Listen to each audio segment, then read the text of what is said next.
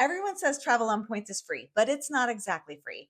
I'm Christina, the Point Savvy Traveler, and here's exactly what we paid in points, miles, and real cash for our Kauai trip earlier this year. First, flights. My family of four flew one way from Sacramento to Kauai on Southwest for a total of 65,000 Southwest miles and $22.40 taxes and fees. And that included my daughter flying free on my companion pass. The cash price for those flights would have been about $302 per person. For the flight home, we flew back on Hawaiian Airlines because I had Atmos Rewards points to use through my Alaskan Airlines credit card that I got specifically for this trip. I used 15,000 Atmos rewards each, so a total of 60,000 Atmos rewards points plus $22.40 in taxes and fees. Now let's talk about where we stayed because this is where a lot of people don't realize that you can use points. We like to stay in Airbnbs and Verbos for several reasons. First, because we have two adult children and this way we aren't crammed into a hotel room. Second, we like to have a full kitchen and laundry at our dispense. And third, this way we get to experience more local areas versus a resort. And yes, you can cover Airbnb and Verbo stays with points, or rather,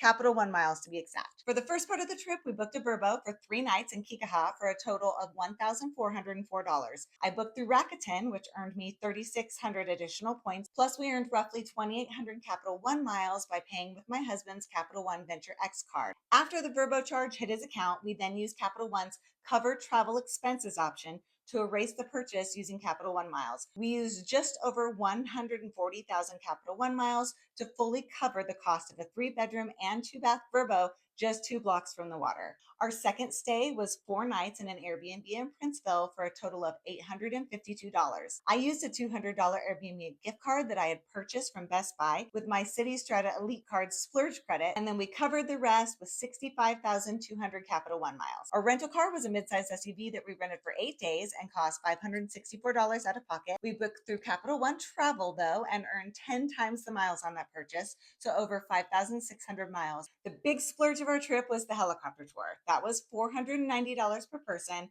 and 3 of us took the tour, so it was a total of $1,470. Plus, it's something we probably couldn't have afforded if we hadn't covered most of our trip with points and miles. We also spent $2,762 on food and drinks, including food and drinks we purchased from grocery stores and Costco, as well as eating out at restaurants, which we did about once a day over the course of our 8-day trip.